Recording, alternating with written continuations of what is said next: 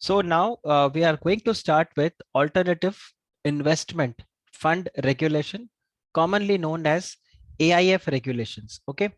Now, when I say AIF regulation, just understand we are talking about the large group of investors who are going to invest a huge sum of money. So it is not a retail investor we are talking about. It is all high net worth individuals, high net worth people, large investors who are going to invest in the fund, and that fund is going to invest in the company. Okay.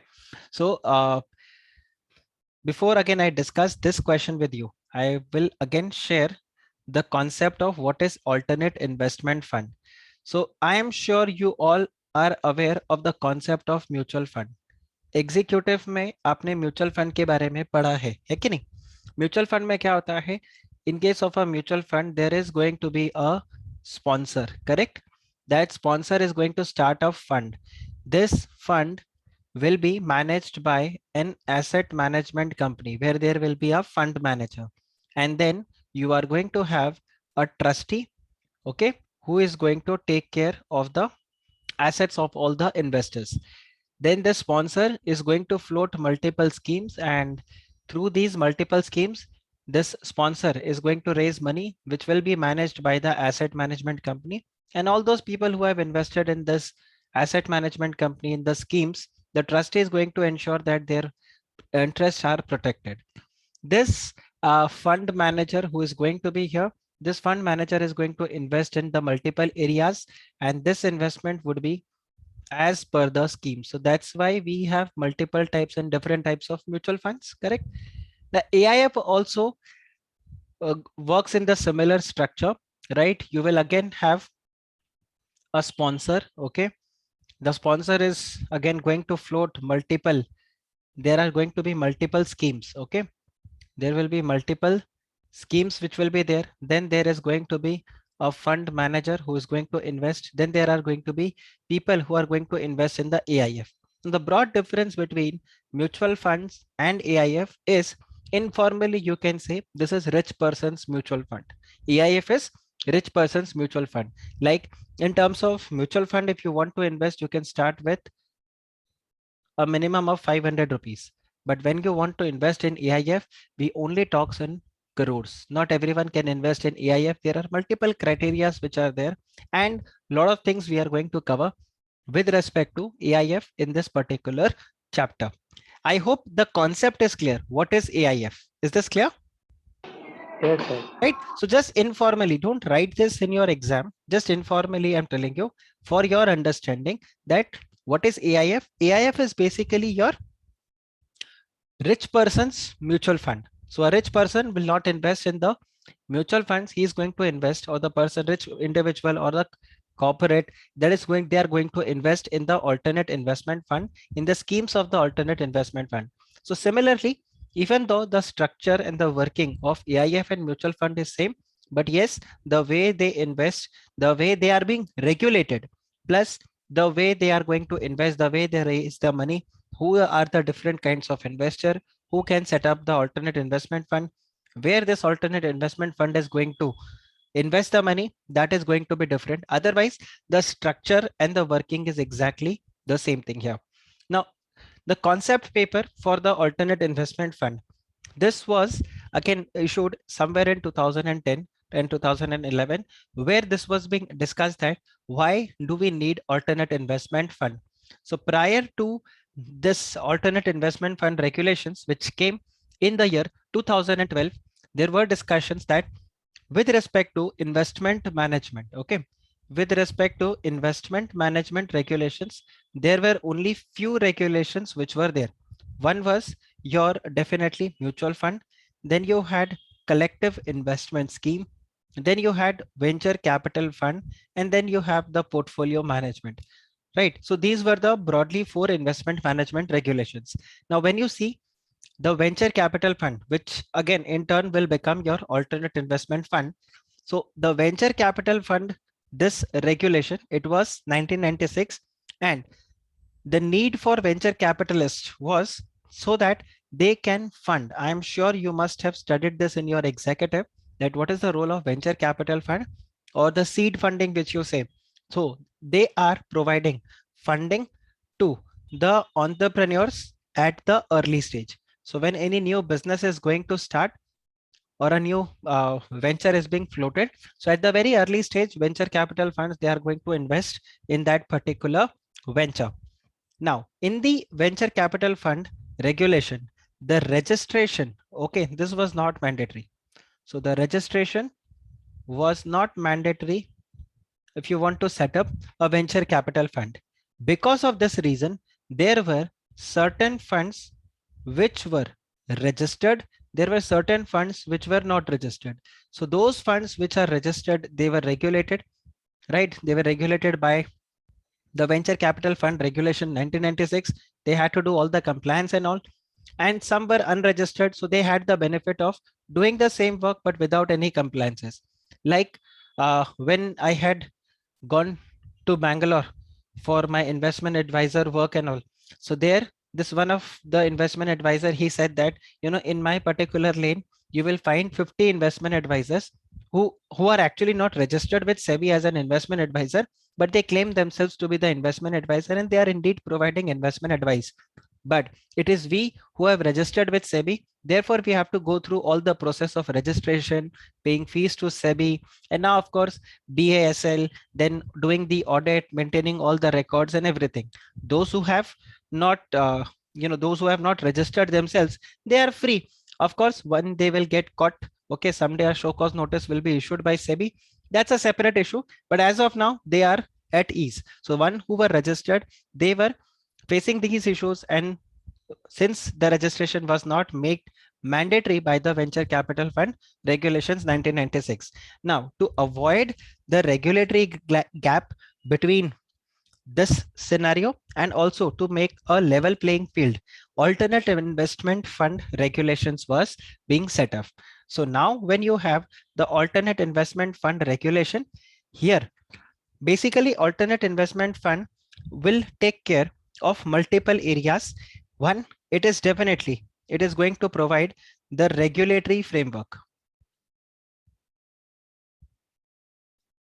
in terms of how they are going to work, how these alternate investment funds are going to be working. And when I say regulatory framework, so here you will see, first of all, the regulation is going to tell you how to identify whether a particular fund is a AIF or not, or whether a particular institution is an alternate investment fund or not. Then it provide the classifications of AIF. Depending upon the area where they are going to work, it provides the classification, or you can say it will provide the different types of alternate investment fund that exist. Then it also provides for the registration. So once you identify that this particular fund falls into the definition of AIF, of course, they need to do a registration work. So they will do the registration work. Of course, apart from that, it will also provide the structure of their investment vehicle, how they are going to invest, what is going to be the structure. We just saw that there will be a trustee, there will be a sponsor, then there will be an asset management company, there is going to be a fund manager. So that is going to be there. Then it also provides the provisions for the disclosures. Okay. So they need to give the disclosures. Earlier, since they were not registered, they don't need to give any kind of disclosures. Now, when they will be registered, they will have to give the disclosure. So these are the regulatory frameworks which are being provided. Then they are also going to tell you the areas where they can invest. So the do's and the don'ts with respect to the investments, like certain categories of alternate investment fund, they are not allowed to do leverage. They are not allowed to borrow the money to invest. But then there are certain categories of AIF where they are being allowed to borrow the money. They are allowed to hedge the position.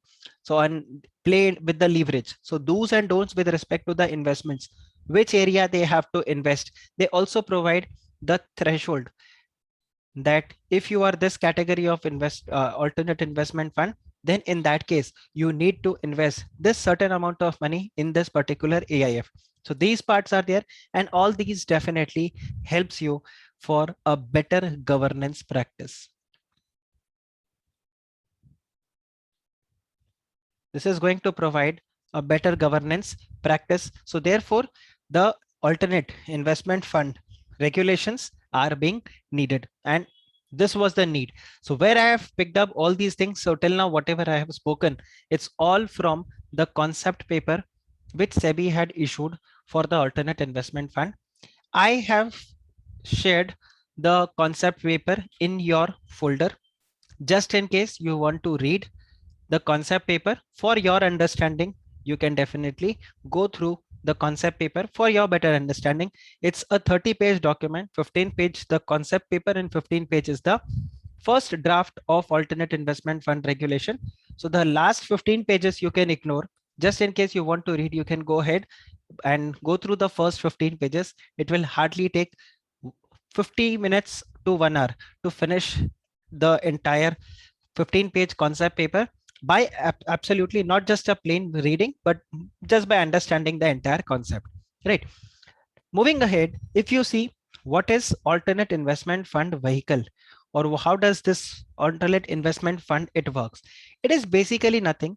You are going to have, it's a private pooled investment. So like I mentioned, it's rich person's mutual fund. Okay, so this is a private or privately pooled,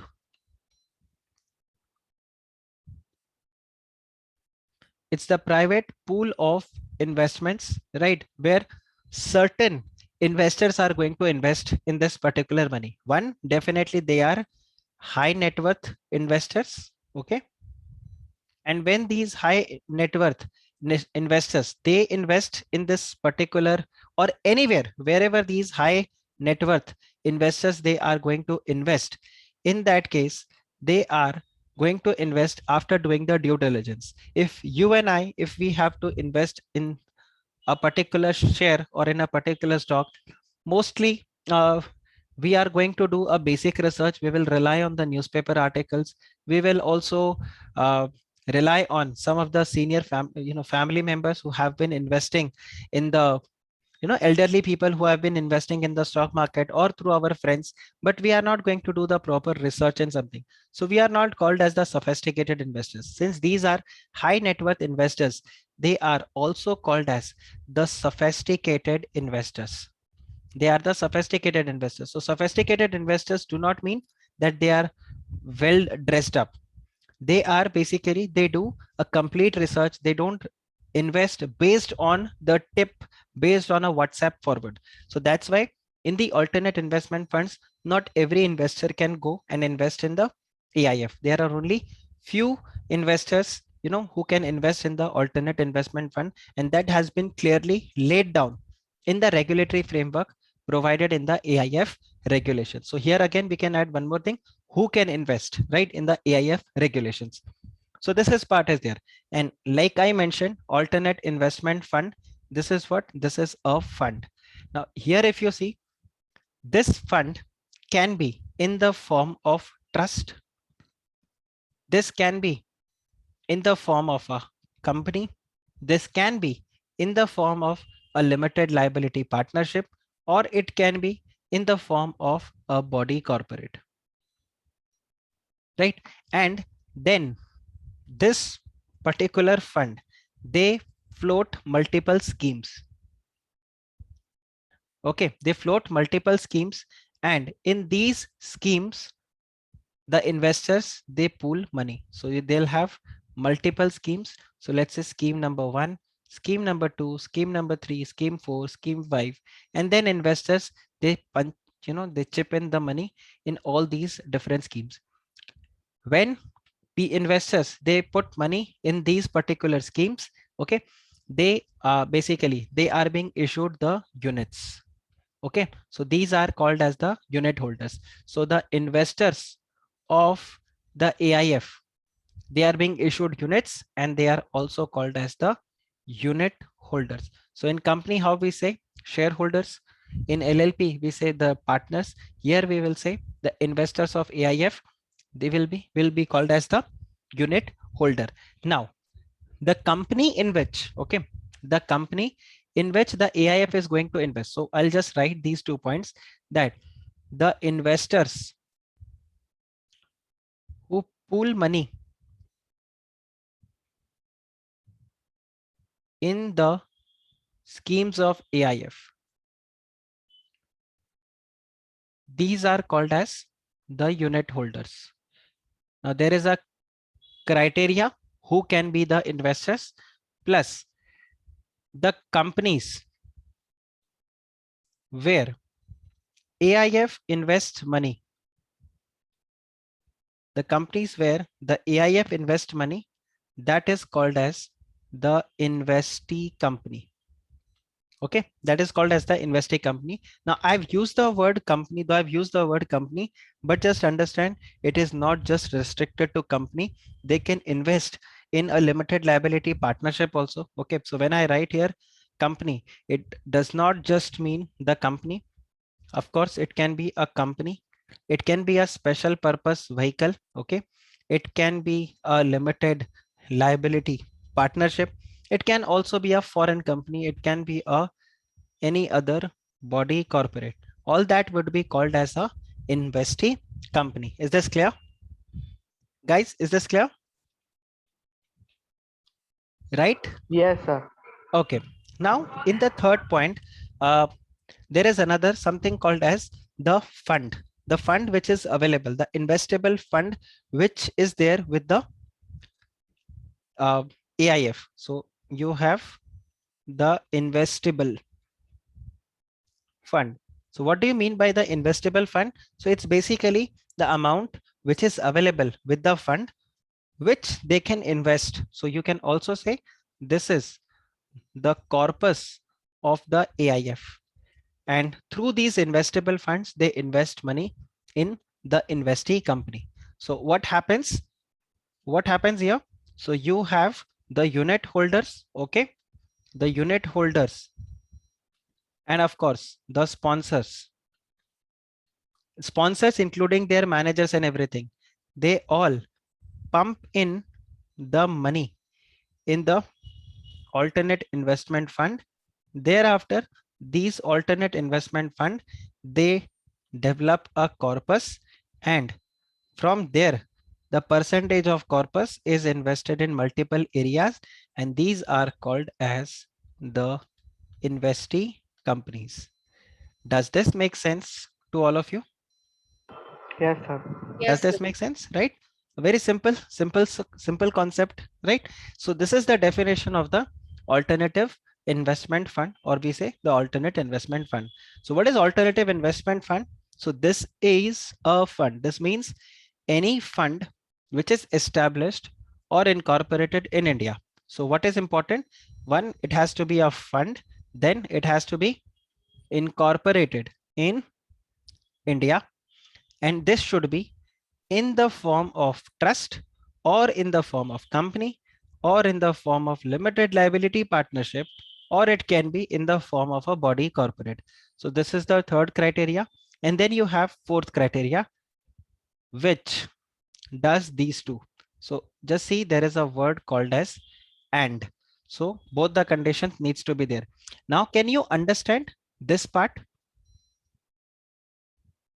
What does the AIF do? It identifies what is AIF. So if there is a fund in India which satisfies number 2, number 3, number 4, and number 5, then we will say this particular fund is what? This particular fund is an alternative investment fund. Guys, is this clear?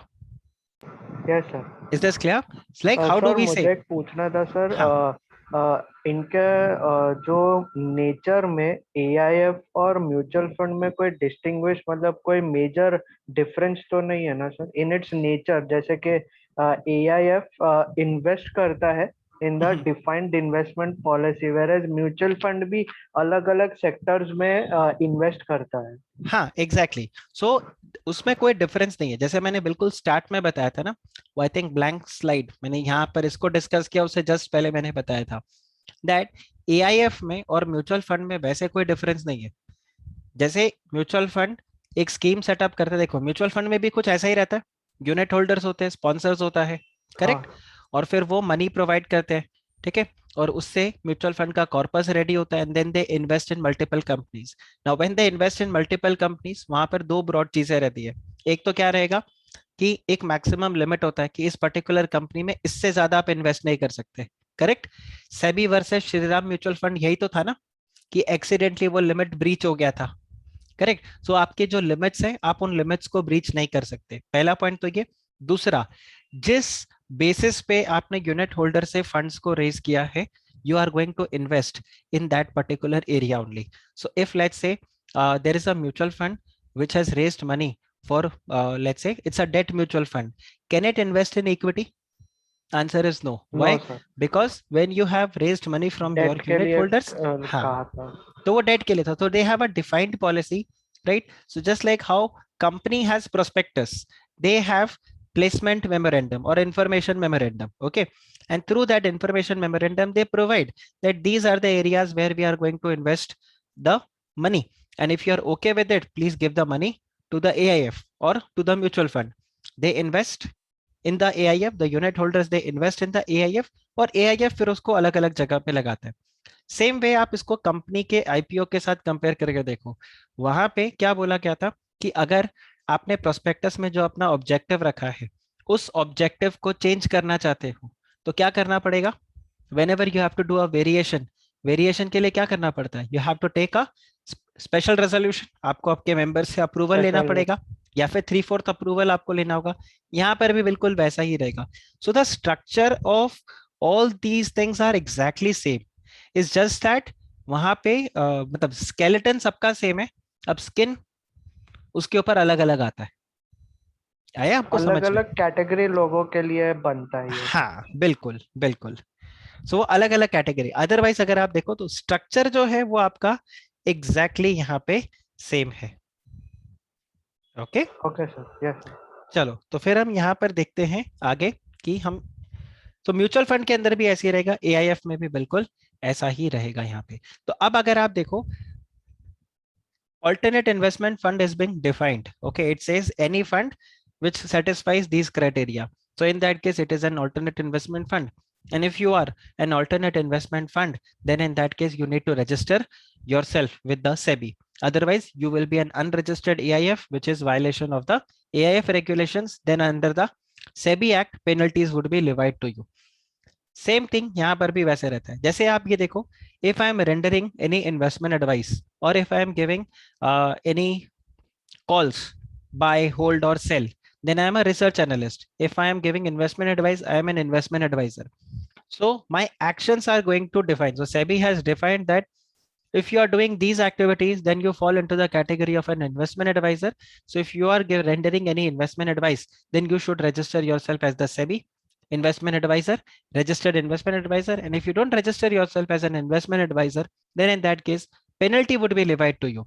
Same goes for the research analyst. There are many Telegram groups which provides the buy, sell, and hold call. Okay, but a lot of them are not registered. So SEBI says, and if you notice, they will say that it is only for education purpose. We are not providing any calls. This is only for education purpose we are sharing. So very smartly they've used this particular word that this is for education purpose only. Now, if tomorrow SEBI wants to find, so let's say Janet, you are one of the moderator of the Telegram group, which is providing all these buy, sell, and hold. So SEBI will come and catch hold of you, and SEBI would say that, see, you are a person and you are satisfying all the criterias. Therefore, you are deemed to be an research analyst. However, you are not registered. Therefore, penalty would be levied on you. Same thing, they have defined alternate investment fund. So earlier, if you see, venture capital fund, registration was not mandatory. Here, if you see, they have defined alternate investment fund and they say, boss, this registration is mandatory. You cannot get away from this. Now, how will you identify whether uh, you are an alternate investment fund or not? Same goes for your NBFC, whether you are an NBFC or not. So I think Pooja, you are from executive new syllabus. Rest all of you are from executive old syllabus, correct? Yes sir. Right. So Pooja, you have studied that chapter NBFC in your EBCL. So NBFC, how to identify whether a particular company is a NBFC or not. So we have that 50-50 test. Yes or no? If 50% of your total assets is in the financial assets and if 50% of your income comes from your these financial assets, then you fall into the category of an NBFC. So same way, this is the test. So you'll have to see there is a fund which is incorporated in India. It can be in the form of a trust, company, LLP, or a body corporate. And they are what? They are a privately pooled investment vehicle. Now, just one quick question. Can AIF come up with a public issue? Can EIF come up with a public issue?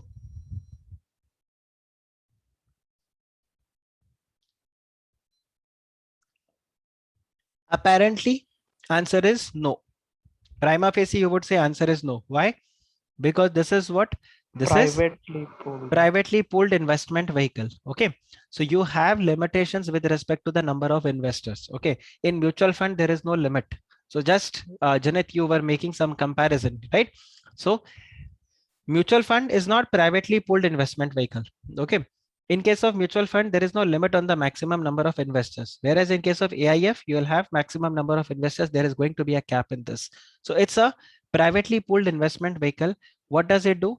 It collects fund from the investors who may be an Indian or who can be a foreigner for investing in accordance with the defined investment policy for the benefit of their investors and is not covered in the mutual fund regulation or the collective investment scheme or in any other regulations of the board to regulate fund management activities. So if it is registered under some other category, then it's a separate issue. Otherwise, alternate investment fund will be which satisfies these criterias. Guys, is this clear? Is the definition of alternate investment fund is cleared? Yes, sir. Right. Now, since if you see the definition part clearly mentions it's a privately pooled investment vehicle. And what does they do? The fund is going to collect, money or the funds from the investors and they are going to invest it. Now, mutual fund also does this, but mutual fund, you have a separate regulation. So AIF will not be there. CIS also does the same thing, but CIS, you have a separate regulation. So it will not be covered here. Now you have a proviso, which says that if there is a family trust, okay, the family trust which has been set up again for the benefits of the relatives. Now, again, if you see, there is a fund which will be incorporated in India, which can be in this case, it is in the form of a trust. It's a privately pooled investment vehicle because not everyone is allowed to invest in this. It's only the family members who are going to invest. So is this family trust, are they considered as an AIF? So here the proviso says that the following shall not be considered as an alternative investment fund for the purpose of these regulations. And you have family trust. Then again, if you see ESOP, ESOP also does the same thing. We just covered the ESOP chapter, correct? So share-based employee benefits, right? So here again, the trust is being set up. Now again, that trust is also what? That trust is also it's a fund incorporated in India. It can be in the form of a trust company. So ESOP trust, definitely it's in the form of trust. Privately pooled investments, collects money from the company, invested for the benefit of the investors. That's the employees of these company. Now again, ESOP trust will also be excluded from the definition of AIF. Then you have any employee welfare trust or any gratuity trust which has been set up for the benefits of the employee. They will not be considered as a part of AIF. Further, you have a holding company. Now again, if you see holding company also does the same thing. Holding company incorporated in India. Okay, it's a company, fund, privately pooled investments. So a closely held a holding company which is investing in the subsidiary company is what? Again, they also fall into the same category, but they will be excluded from the definition of AIF. Then same way, other purpose, special purpose vehicle, okay, not established by fund manager, including the securitization trust. So what is securitization trust? It's the same what you cover in SARFAESI. Right? So this is there, SARFAESI. So under the SARFAESI, where you set up a securitization company, or you can say an asset reconstruction company, instead of securitization company or a reconstruction company, now we just say asset reconstruction company. is often termed as ARC. So ARC is also, they also do the same thing, but ARC will not be considered as an AIF. And then any such pool of funds which directly regulated by any other regulator in India. So if there is any other regulator, SEBI will not come into picture. But yes, if there is any particular fund which is not regulated by any regulator or which is not covered by any other regulation of SEBI, that will automatically fall into the definition of AIF, and hence the entire regulation will get applicable to them. Does this make sense? The definition of AIF, does this make sense? Yes, sir. Okay. Now, if you see, there are different types of funds. So I'm not going in the same manner how we covered ICDR. Okay. Here I'm covering certain definitions at the beginning, right? Just to keep it in a very synchronized manner. And then probably we'll go regulation by regulations once we are properly covered the major definitions here. So all this is part of the definition. I have not named the clause here, right? It is not important. Just understand what are the different types of alternate investment funds which are there. Now, if you see, there is a debt fund. Okay, these are pretty easy. With the name only, you can understand that what is a debt fund. Debt fund is an AIF which is going to invest primarily in the debt or the debt securities of the listed company or unlisted investee company according to the stated objectives of the fund. Now, when we are going to do the further regulations, right? They will start from regulation number 9, 10, 11, 12, 13, 14. So from 9 to 18, we will all cover what all areas, which all debt funds they can invest, which all debt funds they cannot invest, and which companies they can invest in. So all that we are going to cover, but just understand debt fund. So your compliant, your combined answer with respect to debt fund would be what? This definition plus whatever we are going to study in the further regulation, that is going to be your clubbed, because here you are going to write the areas where they are going to invest. Here it says broadly the area where they are going to invest, but which debt security, which company, which unlisted company, all these things you are going to get it at a later stage. Similarly, you have an infrastructure fund. So of course, as the name suggests, where is the infrastructure fund going to invest? They are going to invest in the unlisted securities or partnership interest or listed debt or the securitized debt instruments of the investee company or into the special purpose vehicle which are engaged in or formed for the purpose of operating, developing or holding the infrastructure projects. Guys, is this clear? Now, what is infrastructure? This will be again defined by the government of India from time to time, right? So whether a particular project, so broadly, if you see infrastructure, this will cover your roads, then bridges,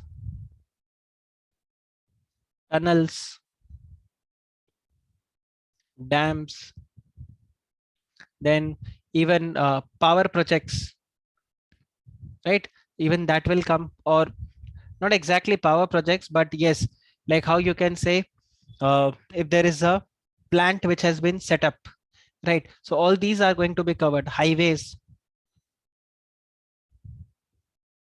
ports, airports, freight corridors, correct? So all these things are covered into the infrastructure. No one is going to ask you what is the definition of infrastructure, but all you need to understand is they invest in unlisted securities or partnership interest or listed debt or securitized debt instruments of the investee company or the special purpose vehicles which are engaged in the operating, development or holding of the infrastructure project.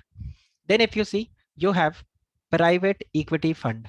So where does private equity fund invest? So private equity fund, they are going to primarily invest in equity or equity linked instruments of the company or partnership interest of the investee companies, okay, in accordance with the stated fund objectives of the fund. So private equity fund, again, you have read about private equity a lot of time, or at least you must have heard about private equity, that a particular private equity investor is purchasing stake in the company. So these private equity investors, okay, the PE investors, they invest huge sum of money, okay, and mostly they invest it in the equity or CCPS, compulsorily convertible preference shares, which is ultimately again going to get converted into equity. So this is their private equity fund.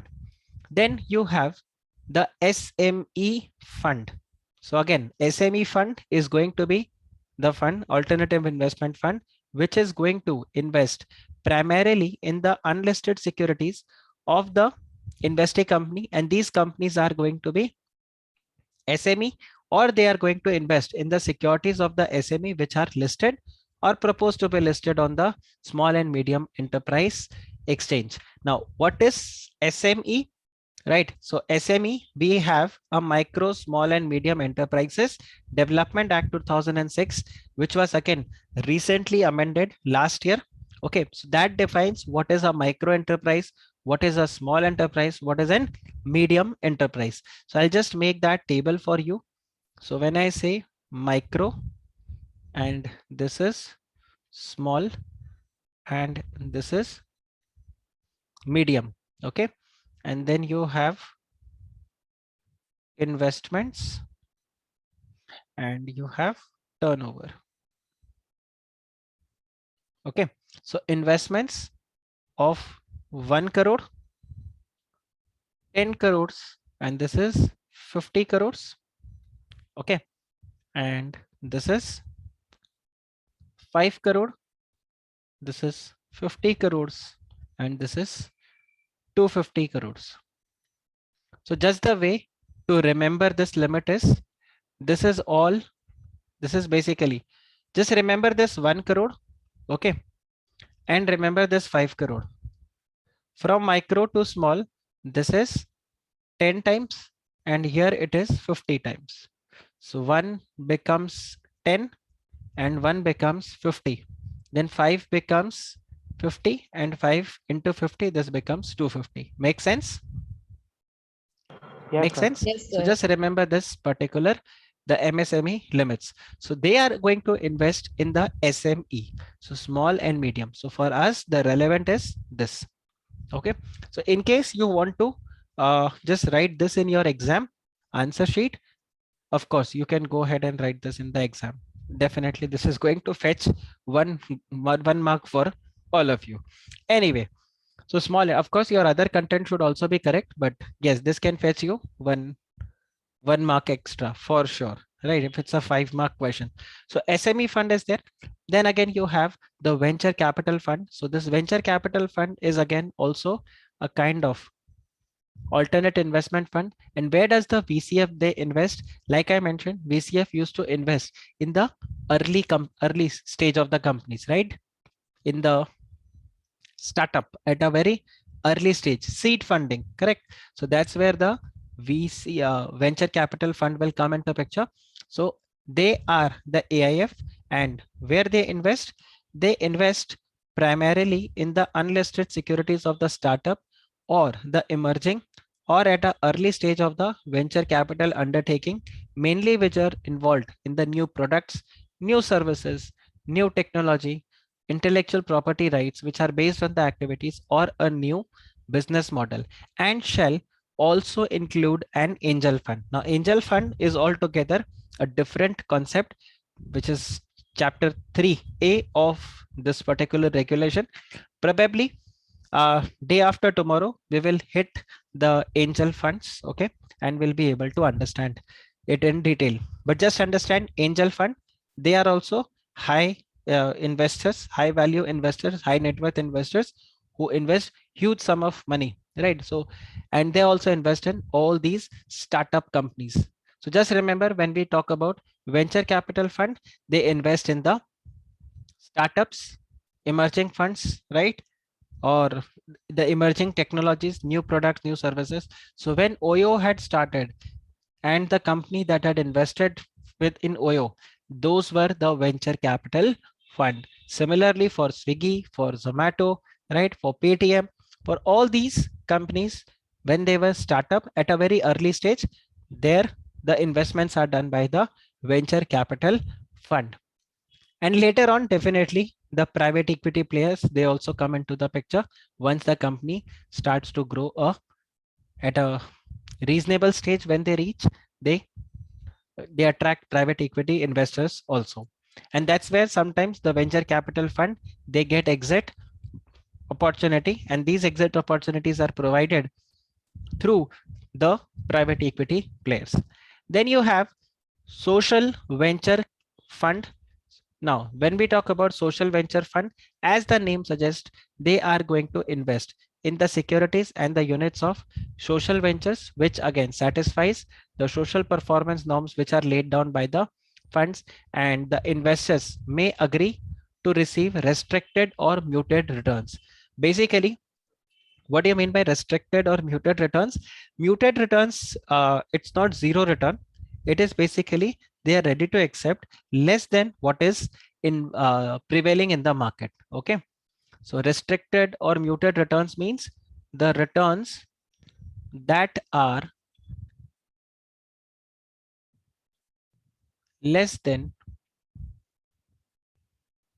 the market returns. Because as their objective is what? Their objective is to invest in the social ventures. Okay. Now, what is social venture? This is also defined in the AIF regulations. So it is a trust or a society or a company or a venture capital undertaking, limited liability partnership, and the purpose is to promote social welfare or solving the social problems, provide social benefits, and it also includes public charitable trust, societies, right, which is for the purpose of promotion of science, literature, fine arts, or a Section 8 company or a microfinance institution. So what's a microfinance institution? Pooja, I think you can answer this question. Again, it connects directly from the NBFC. So microfinance institutions are the kind of NBFCs which provide small amount of loans. Okay.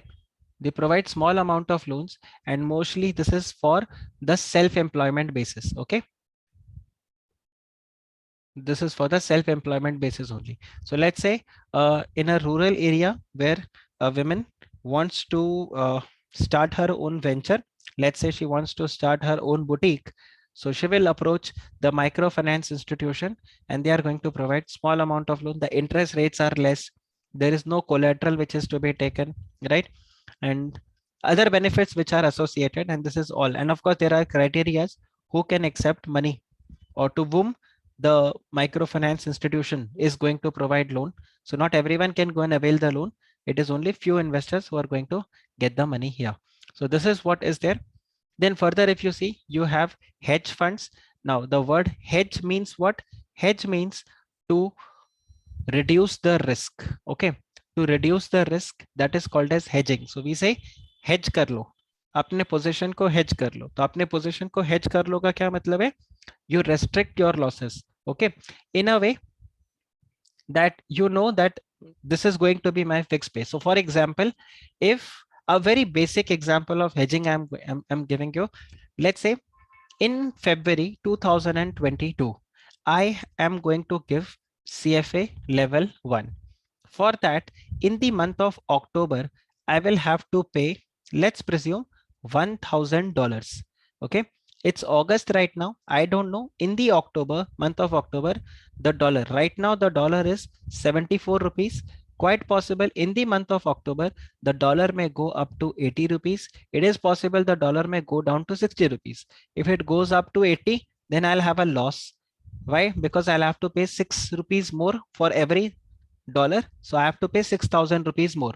If it goes down, I am going to have a gain of 14 rupees, okay, per dollar. So that is, so here I am taking a risk if I keep my position naked. So what do? I hedge my position. I approach a bank and I say that on 1st of October, I am going to purchase $1,000 from you at the rate 74 rupees per dollar. Now this way I have hedged my position. I know that 74 rupees is my fixed payout. Now this is a very basic hedging. Now if you say what people do, they enter into multiple areas. They do arbitrage, they enter into forward agreement, swap, multiple things are there. Probably if you would have had an opportunity to learn financial management in your professional, which is now gone to executive, you would have understood, because there are two chapters. One is the derivatives, okay, options, and then again next is your forex. So in these two chapters you will find all these hedging concepts. So what does the hedge fund do? Hedge fund takes a huge amount of money and they employ diverse or complex trading strategies and invest and trade in the securities that have diverse risk or complex products, including listed and unlisted derivatives. So what I just mentioned about swap. Okay, swap can be currency swap. It can be interest swap. Okay, then thereafter, you will also have futures. You have options. So there are multiple contracts in which they enter into forward contract. So they enter into all these multiple contracts. Okay, these all are basically contracts only. Derivatives is nothing, it is just the contract. So again, hedge funds, and they enter into all these kinds of derivatives. So hedge funds, just understand this is they securities which have diverse risk, complex products, and therefore there are complex trading strategies, and they invest in the listed and unlisted derivatives. Now again, in this future and options, you also have commodities, currency, anything that can be put in here. Then you have large value fund for accredited investors. Now this is a amendment. Amendment in the sense, past 6 months, a lot of news have come up for accredited investors. So you need to understand who are these investors. So we all have understood that mutual funds, and then you have for high net worth investors, you have alternate investment fund. Amongst the high net worth individuals or the high net worth investors, you have another category of investor, which is called as accredited investors. Got my point? Got my point? Middle Yes, sir. class mutual fund, upper middle class, let's say AIF, and then you have the upper class, which is accredited investors. Just to give you a hierarchy in terms of the monetary, the net worth. Okay. So amongst the AIF, there is another category of AIF, okay, in which only the accredited investors, they invest in money, and they invest not less than 70 crore rupees. Got it? Got it? Yes, sir. Yes, sir. Right. Remember this amount, 70 crores. You need to remember this, 70 crores. So large fund for accredited investors, simple meaning, it's an alternate investment fund or any scheme of alternate investment fund in which only accredited investors, they invest the money, and their investment is not less than 70 crore rupees. Okay. Yes, sir. Okay. Right. Now, who are accredited investors? So this is the definition which has been given. I don't know. I feel you may get a question in the exam where they are going to ask you this particular definition for, let's say, 5 marks. They can ask you for 5 marks. They can ask you for 3 marks. So accredited investors means a person who has been granted a certificate of accreditation by any accreditation agency. Now, what's an accreditation agency? So you have, it can be a subsidiary of a recognized stock exchange or a subsidiary of the depository or any other entity which will be specified by the board. So there is this particular investors, he believes or she believes that this person falls into the accredited investor category, which means it fulfills the criteria which have been given here. So this person is now going to approach the agency. The agency is going to basically do the due diligence and all, and thereafter this particular person will be called as accredited investors, and thereafter this particular investor can invest in that large fund for value fund for the accredited investors. Do you understand the chronology? Do you understand the chronology? Let's say Yes, sir. Janit believes that he falls into this category. He has fulfilled the criteria. So what Janit is going to do, Janit would not straight away go to the AIF and would say that I want to be part of this investor. I have 100 crores in my pocket. I want to invest it right away, right now. So he's not going to do that. First, he will go to the agency. The agency is going to give recognition to Janit, and then Janit would go to this AIF and will invest in the large value fund. Okay. So here, if you see who is an accredited investor, so again, it can be an individual, Hindu undivided family, family trust, or a sole proprietorship, or it can be a body corporate, it can be a trust, it can be a partnership firm. If it's an individual HUF, family trust, or a sole proprietorship, then the annual income should be of at least 2 crore rupees, or the net worth is of at least 7 crore 50 lakh rupees, out of which not less than 3 crore 75 lakh rupees in the form of the financial assets, right? And then the annual income of at least 1 crore rupees with a minimum net worth of 5 crore, out of which not less than 2 crore 50 lakh is in the form of the financial assets. So if you fall in any of one of the category, you are an accredited investor.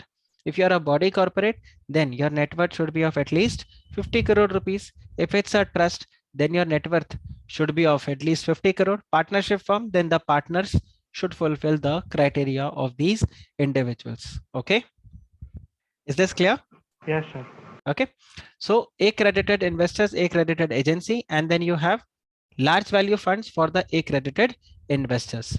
So these are the different types of funds that are being discussed right now. Okay. Is this clear? यहाँ तक Yes, समझ sir. में आया आप लोगों को? Yes, sir. Okay. Yes, sir. अब जब बात आता है रजिस्ट्रेशन का, ठीक है, अब जब बात आता है रजिस्ट्रेशन का, तो रजिस्ट्रेशन के लिए सबसे पहले आपको क्या देखना होगा? So it's not that you want to start, you are a AIF, so straight away you can do. So basically you will have to decide that in which of the category you will fall into AIF. Are you a category 1 AIF? Are you an category 2 AIF, or you are a category 3 AIF? Okay. You'll have to identify you fall into which category. Depending upon that, you will have to go to SEBI and you will have to register yourself as a category 1 AIF or a category 2 AIF and a category 3 AIF. Now, how do you identify whether you are a category 1, category 2, or category 3 AIF? So SEBI, in its regulation, they have provided certain criterias, okay, that if you are investing in these areas, then you are a category 1. If you invest in these areas, you fall in category 2. Technically, category 2 is none of the above, neither 1 nor 2, then neither 1 nor 3, then you fall into the category of category 2. And then if you invest in the derivatives and all, then you fall into category 3. Okay. And that's how you are going to approach SEBI, that this is going to be our status. So please register us into this category 1 or category 2 or category 3 of AIF, and then you fulfill the eligibility criteria and everything. You pay the fees. Form A is a common for every intermediary. You have Form A, in which Form A you're going to supply the information to, or basically you're going to apply for the registration. SEBI is going to do the investigation. I would say not even investigation. SEBI is going to examine all the documents which you have supplied along with Form A. If your application is complete, SEBI will ask you to pay the fees. Once the fees is being paid, and then you become the AIF. Okay. Is this clear? Now, one more thing you need to understand, that the registration of AIF is valid for lifetime. The registration of AIF is going to be valid for lifetime. So once the registration is being done, it is going to be valid until and unless the AIF is being wound up. So just see category 1 of AIF. So category 1 AIF is the one which are going to invest in the startup or in the early stage ventures or social ventures or SME or infrastructure or any other sector or the area which the government or the regulator considered as socially or economically desirable, and shall also include the venture capital fund, SME fund, social venture fund, infrastructure fund, and such other AIF as may be specified. So just ignore as may be specified. But are these terms that I have underlined, all these make sense to all of you? Or these are some new words for you? Does this make sense? We just discussed about the early stage social venture, early stage venture, social venture, SME, correct? Venture capital fund, all these different types of funds which are there. So in all these categories, you will fall into the category of AIF category 1. Make sense? Yes, sir. Make sense? So this is the category 1 of investors. Then important, by the way, this is important that you fall into which category. Then you have category 2 AIF. So category 2 AIF is very simple. The AIF which do not fall into the category of category 1 or category 2 plus which do not undertake leverage or borrowings other than to meet the day-to-day operations, they will be called as the category 2 AIF. Okay. So like I mentioned, they neither fall into the category 1, neither they are category 1 nor they are category 3, okay, and nor they borrow or they do leverage. Okay, in that case they fall into the category of category 2 AIF.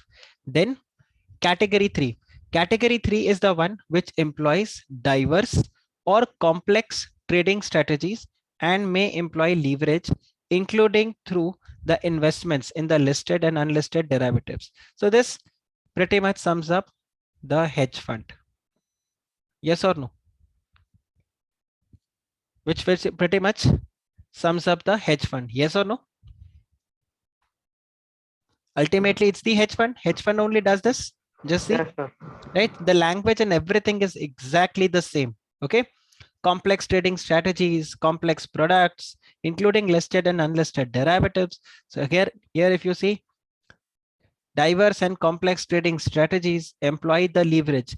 Employ leverage means they can also borrow money to invest. They are allowed to do the borrowing, but here they are not allowed to borrow. Even category 1 is not allowed to borrow money. This we are going to see when we study the investment restrictions which have been put in. Does this make sense? Yes, sir. Yes, Does this sir. make sense? Right? And like I mentioned, once the certificate of registration is being confirmed, that is being issued by the SEBI, that will be valid for lifetime. And what do you mean by lifetime? Until the AIF is wound up. Until the AIF is wound up. Okay. Does this make sense? Does this make sense? Now, what is going to be the process? See, the process of every intermediary registration is exactly the same. The AIF is going to apply for registration, and they are going to apply for registration in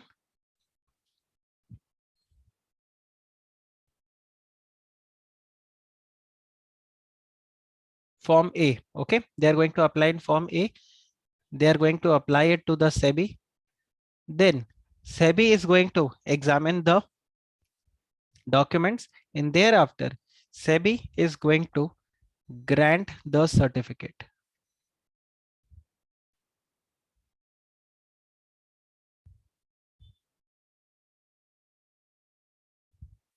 SEBI is going to grant the certificate of registration. Does this make sense? Does this make sense? Yes, sir. Right? I'm not getting into the detail how, what, and all those things because technically that is not very necessary. Now, one of the condition for the certificate is that the AIF must not carry on any other activity other than the permitted activities of AIF. Okay. So AIF condition, one of the condition is that the AIF must not carry on any other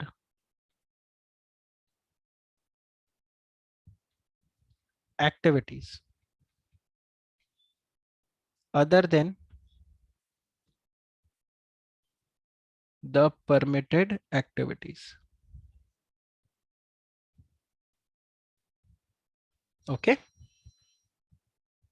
guys, is this clear? Is this clear? Yes, sir. Okay, Yes, now sir. the AIF is now basically registered till now. So we have covered from the definitions till regulation 8.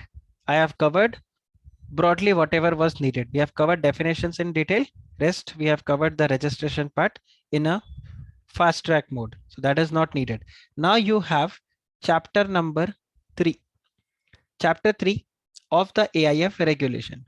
Now, chapter 3 of the AIF regulation, I will bifurcate this into multiple categories. So one is from regulation. Okay, it is from your regulation number 9 to regulation number 15. This part of the AIF regulation, this is applicable to all. So you can say these are the general investment strategy, investments, regulation, who can invest, who cannot invest, all these things. Then you have regulation 16, and this regulation 16 is basically applicable only for the AIF category 1. Then you have regulation 17, and this is applicable only on the AIF category 2. Now just understand, this is in addition to 9 to 15. So 9 to 15 plus 17. Similarly, you have regulation number 18, which is applicable to the alternate investment fund category number 3. Does this make sense? Does this make sense? Now, when I say AIF, what AIF is going to do? So we have broadly understood the structure also. The schemes will be floated, right? And through that scheme, the money will be brought in. So there are going to be two categories. One is going to be the sponsor, the manager.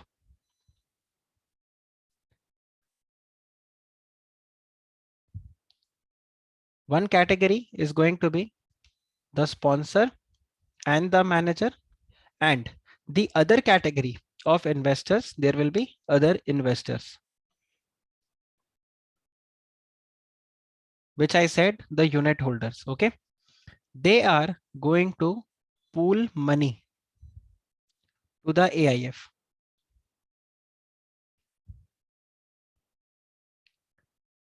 But how they are going to pool money? The investors, how they are going to pool the money? For that, there will be a offer, or basically there will be an invitation to offer, which will be made by the AIF. Okay, so there is going to be the invitation to offer, and this will be by the AIF. Then the investors are going to make the offer. Then there will be the offer which will be made by the investors, and it is going to be then accepted by the AIF. So just like in a company, for a public issue, you have prospectus. You have prospectus. Here, you are not going to have prospectus. Here, you will have the placement memorandum. Okay.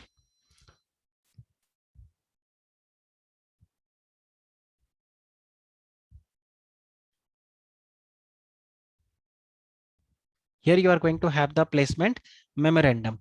Then offer is basically the investors, they are going to subscribe, or they are going to apply for the units of the different schemes of AIF and when the units are allotted. So pretty much the same way how it works, right? So the placement memorandum is going to be issued. Now, when I discuss about the placement memorandum, will you understand placement memorandum? I'll just write it here PM so that you can correlate. So this placement memorandum, this is going to provide the investment strategy. What is going to be the investment strategy of the AIF? They are also going to provide the investment purpose.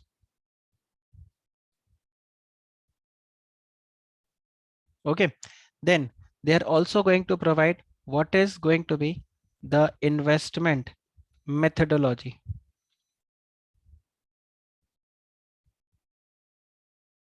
Right, everything will be provided, and these placement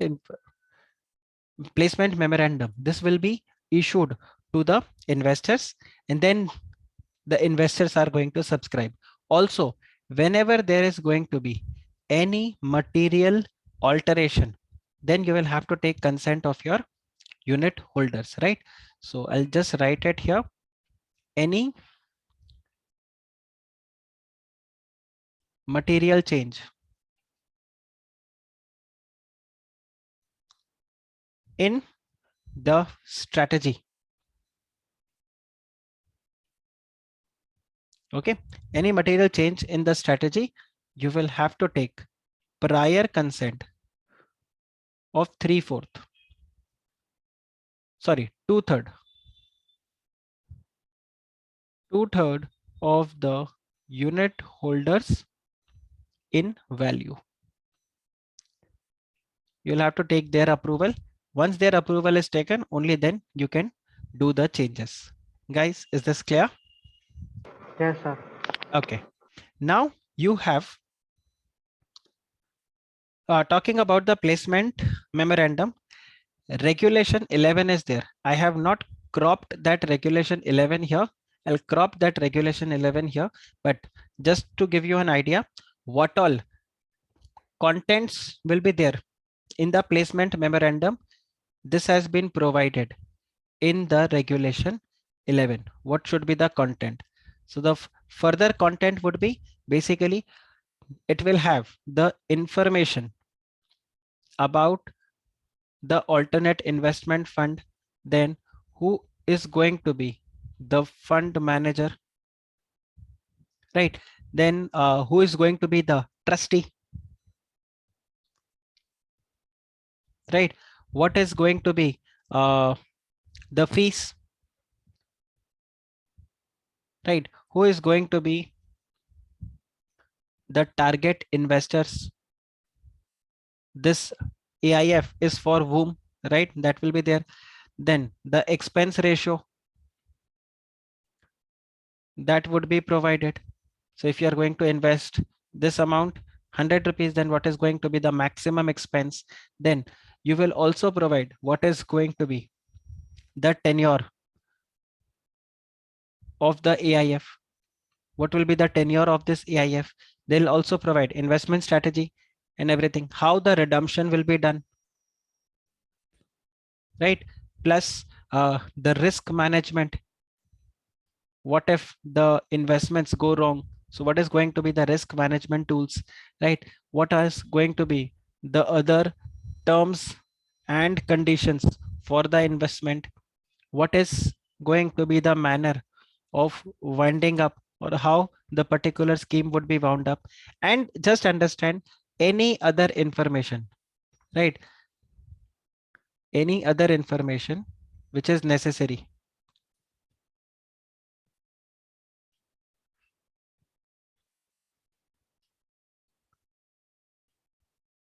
for the investor to take informed decision.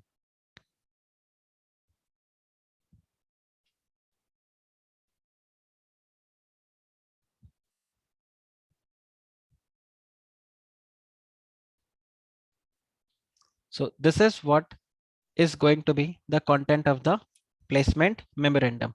Do you think pretty much same like your prospectus? Isn't it same like your prospectus? Yes, sir. Yes or no? So this is there. Now, by the way, whatever I discussed here, this was your regulation number 9. Okay. Whatever I discussed here, this part, this was your regulation number 9. You need not remember the regulation number and all, but I'm just giving you an idea. This is regulation 11. Now we discuss regulation number 10. Now this is important. Regulation 10 is important. Regulation 10 provides that investments.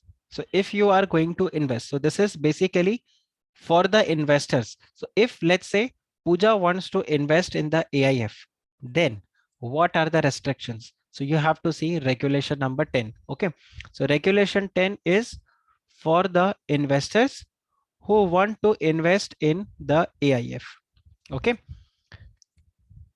So first and foremost, the AIF can raise funds from both Indian as well as foreign investors. Of course, when the amount will be raised from the foreign investors, then in that case, you'll have to come, sorry, then you'll have to comply with the FEMA regulations. Yes or no? Yes, Then you'll sir. have to comply with the FEMA regulations, right? So Indians, foreign investors, NRIs, anyone, it's just that you will have to issue units. Okay. Then second, every scheme of AIF. So there is one AIF and that AIF is going to float multiple schemes. Remember I discussed about that. So each scheme of AIF, right? Each scheme of AIF should have a corpus of 25 crore rupees. The corpus of each scheme should be 25 crore rupees. Guys, just understand these are very, very important. You'll get a direct question which you are going to write it in the exam. Then the investment value, the minimum investment value by the investor, like when they are going to invest, their minimum investment value would be 1 crore. Minimum investment value would be 1 crore. They cannot invest less than 1 crore. They'll have to invest at least 1 crore. However, there is an exception that when the directors or the employees of AIF, they are going to invest, they can invest 25 lakh rupees. Okay. So the directors and the employees of AIF, they can invest 25 lakh rupees minimum. Also, you have accredited investors. Yes or no? So what is the minimum amount by the accredited investors? 70 crore. 70 crore. Minimum of 70 crore. So these are the investment limits which are there. So plain vanilla, the limit is 1 crore. Accredited investors, 70 crores. Then for directors and employees of AIF, minimum investment amount would be 25 lakh rupees. Is this clear? Yes, sir. Yes, yes, Okay. sir. Then, like I mentioned, the sponsor or the manager, they will have to invest. Okay. So what should be their investment? So we are talking about the directors and employees. If they want to invest in the AF, they will have to invest minimum of 25 lakh rupees. Here we are talking about like how we have the minimum promoter shareholding, right? I'll just write it here. So just like the minimum promoter stake, we have a concept here also in AIF. Okay. And what is the concept? The concept is that the manager or the sponsor, they should have a minimum of 2.5%, right? So their stake should be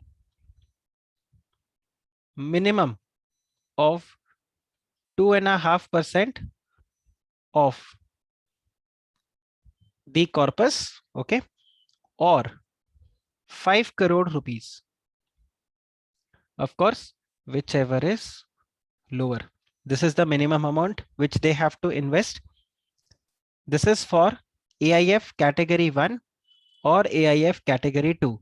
If you are into the category of AIF category 3, then in this case, the amount just becomes double. So the 2.5% becomes 5% of the corpus, and this 5 crore becomes 10 crores. Of course, whichever is lower. Is it clear? Yes, sir. Is this clear? So this is the AIF. Okay. Now, how many investors should be there? Right? How many investors should be there? So they say, Not more. yeah, so not more than. So like I mentioned that maximum number of investors in the AIF, okay, in a particular scheme of AIF. So maximum number of investors in a scheme of AIF. This will be 1000. You cannot have more than 1000 investors. Guys, is this clear? Is this clear? And since AIF is what? It's a privately pooled investment vehicle. Okay. So the AIF should not solicit or collect funds except by way of private placement. So AIF must collect funds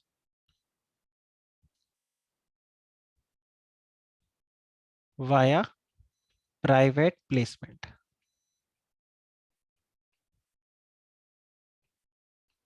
Via private placement only.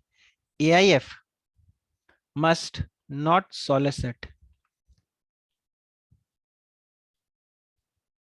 or basically collect funds through public.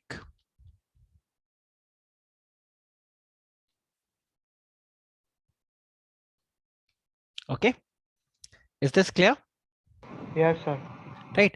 Now, in the next lecture, we will start from regulation number 12, and regulation number 12 discusses about the different types of the schemes of the mutual fund.